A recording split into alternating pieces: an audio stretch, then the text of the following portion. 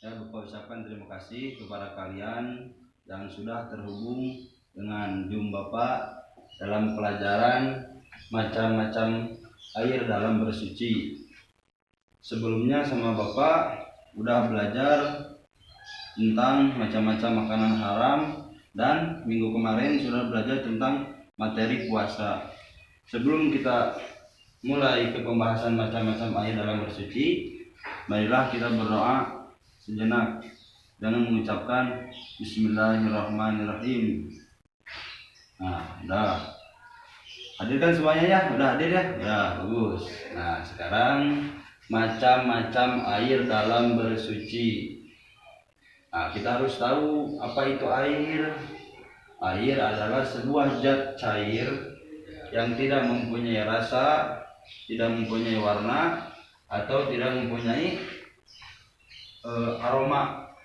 Nah, si air, kegunaan air salah satunya kita mungkin sudah mengetahui, bisa digunakan untuk mencuci pakaian, bisa digunakan untuk masak, bisa digunakan untuk minum, dan salah satunya yang kita masuk dalam pembahasan yaitu bisa dapat digunakan untuk bersuci.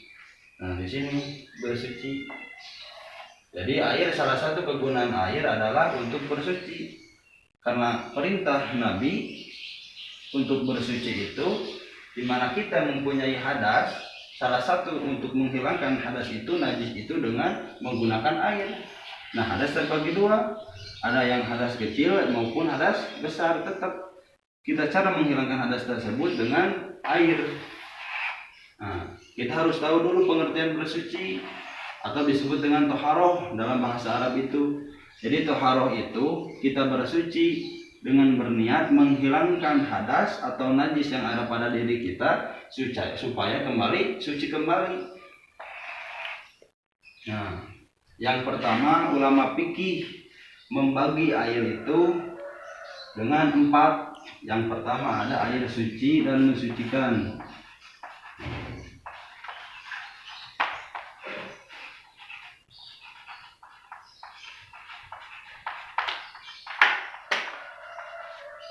Air suci dan mensucikan.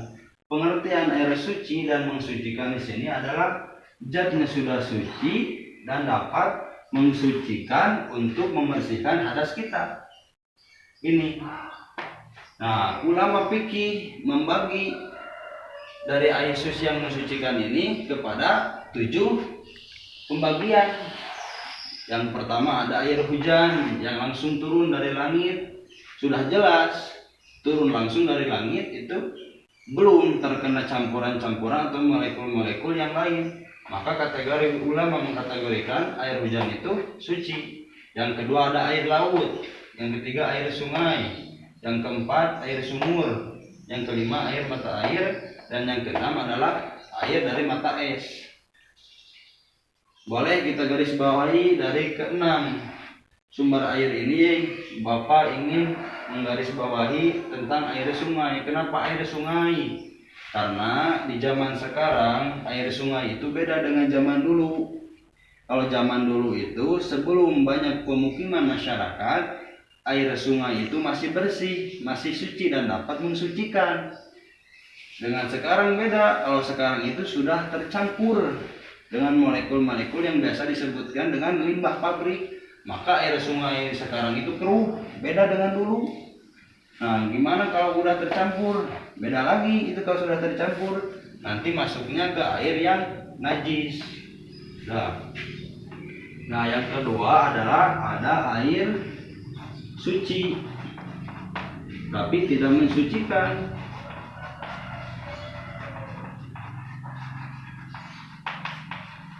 Ada air yang suci dan tidak mensucikan. Apa jenisnya? Nah, jadi kalau air yang suci maka langsung dari penciptaan Allah Subhanahu wa taala, belum tercampur dengan molekul-molekul yang lain. Nah, sekarang ini masuk suci. Yang kedua tapi tidak mensucikan. Biasanya itu tuh kopi.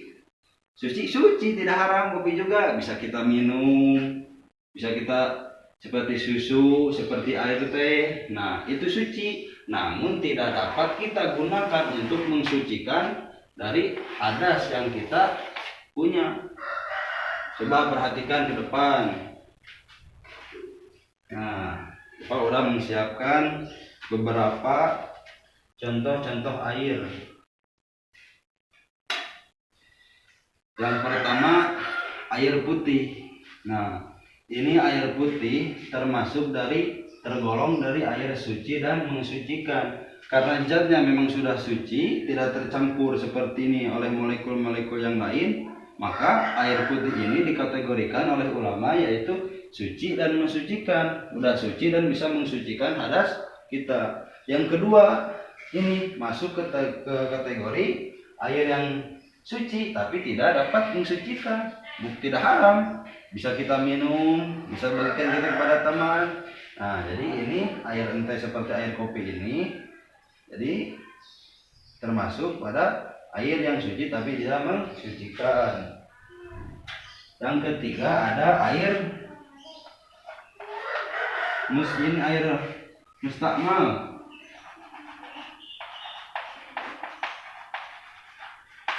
Air mustakmal ini air yang suci tapi sedikit. Ketika kita sudah menggunakan air, namun jatuh lagi ke tempatnya. Jadi air sedikit di sini. Yang pertama ada air banyak. Kedua air sedikit.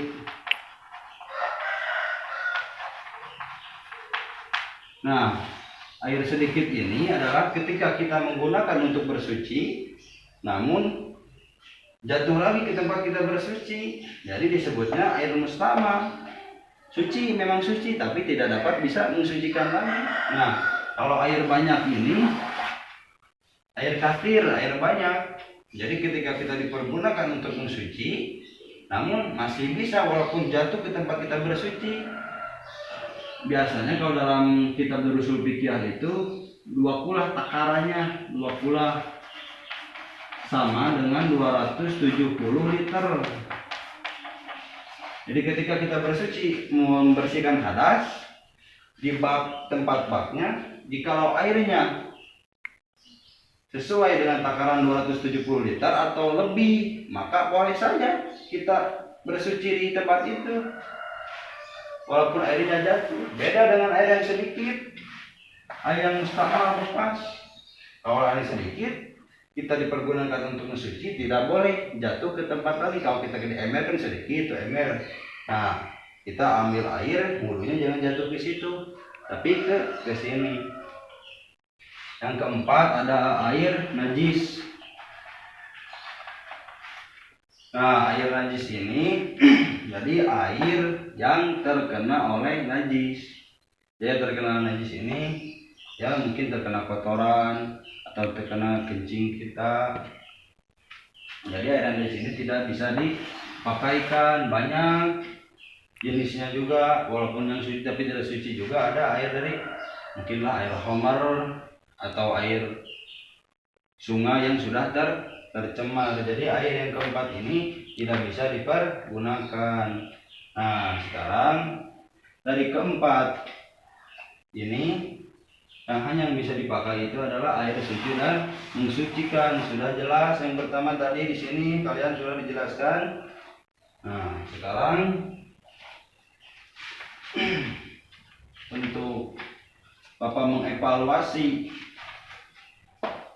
dari pembahasan yang tadi, Bapak akan memberikan instrumen soal.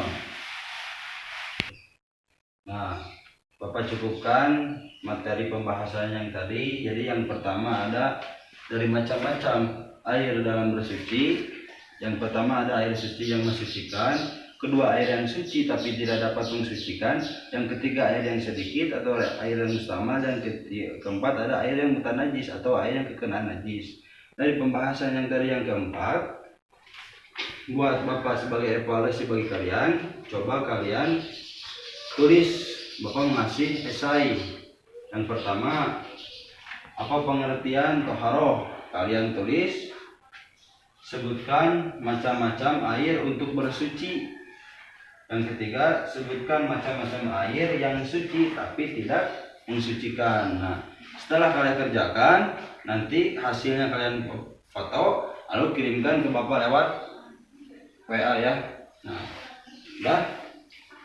Kalau sudah, kesimpulannya sebagai kesimpulan, jadi dari macam-macam air yang kita gunakan untuk bersuci menghilangkan hadas itu tidak boleh sembarangan. Kita harus jeli, kita harus pintar memilih air, karena syarat dari kita melaksanakan sholat yaitu harus berwudu, dan berwudu itu bersuci menggunakan air, dan air juga tidak sembarangan, yaitu harus air yang suci dan mensucikan. Dikarenakan waktu sudah sampai pada waktunya, Bapak ucapkan terima kasih kepada kalian. Akhiri saja pembelajaran hari ini dengan ucapan alhamdulillahirabbil alamin. Akhirul kalam, billahi taufiq wal hidayah, wa ridwan minallah. Assalamualaikum